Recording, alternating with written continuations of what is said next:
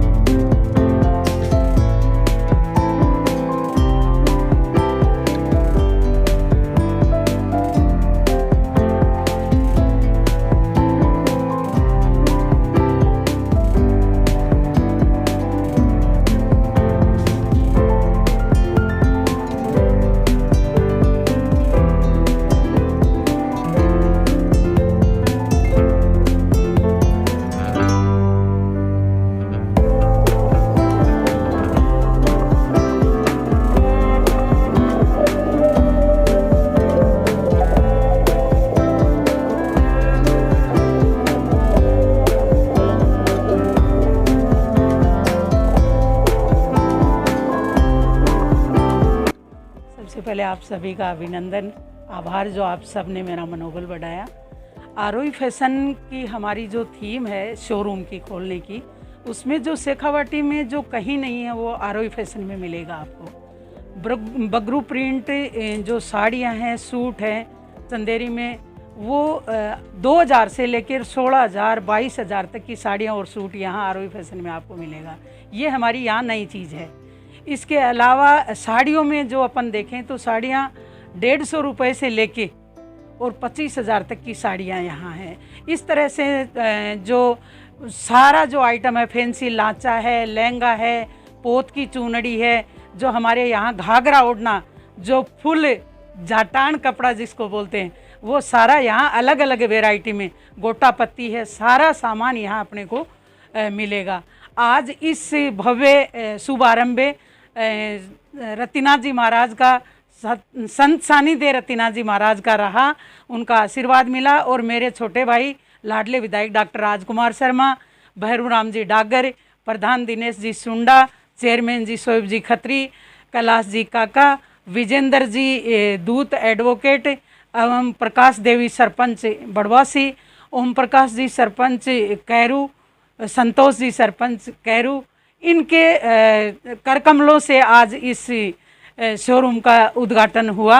और सभी ने भरपूर आगे से आगे मुझे आशीर्वाद दिया कि आपका ये शोरूम बहुत चरम सीमा तक फैले और नवलगढ़ में अपना नाम स्थापित करे। इसी के साथ आप सभी ने मेरा मनोबल बढ़ाया, इसके लिए आप सभी का आभार, धन्यवाद।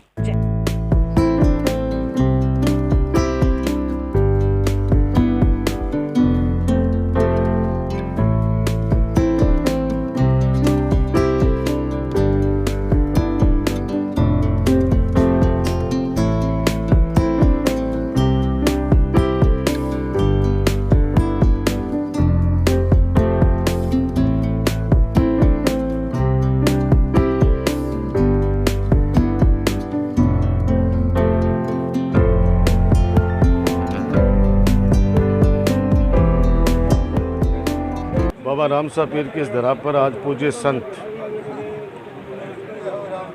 श्री रतिनाथ जी महाराज पधारे हैं इस धरा पर। और नवलगढ़ पर रतिनाथ जी महाराज का विशेष आशीर्वाद हमेशा रहा है बहु धाम का।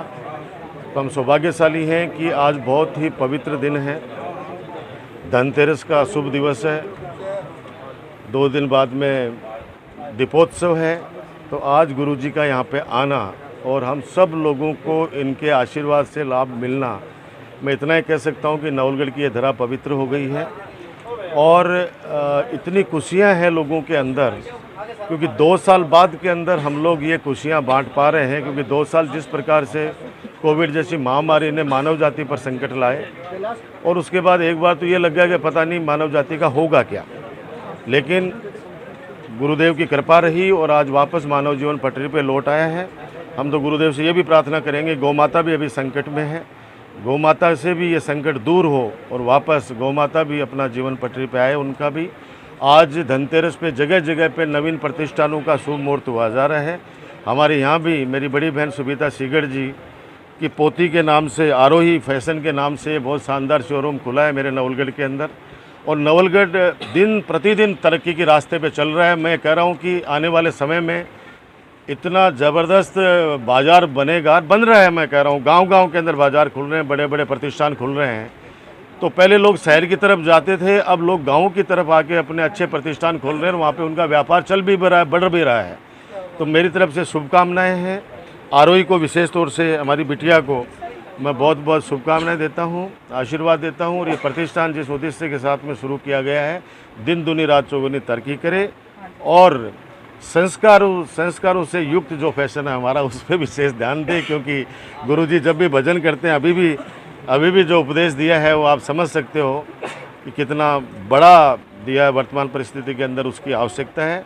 तो मैं सौभाग्यशाली हूँ कि आज आरोही से प्रतिष्ठान का उद्घाटन करने के लिए महान संत हमारे रत्नाथ जी महाराज पधारे। उनके साथ के अंदर महान शिक्षाविद हमारे सरवन जी भाई साहब से लेके हमारे प्रधान जी, चेयरमैन जी, वाइस चेयरमैन जी, काफ़ी जनप्रतिनिधि, कई सरपंच साहिबान, गांव के प्रतिष्ठित लोग, हमारे शहर के प्रतिष्ठित लोग यहाँ पे आए हैं। तो हमारे सबकी तरफ से बधाई। मैं आपके माध्यम से सबसे पहले तो आप मीडिया साथियों को दीपावली की, धनतेरस की बहुत बहुत बधाई और शुभकामनाएं देता हूँ। और आपके माध्यम से 36 कौम के लोगों को, हमारे नवलगढ़ के लोगों को, ज़िले को, पूरे प्रदेश को, पूरे देशवासियों को मेरी तरफ से बहुत बहुत बधाई, शुभकामनाएं।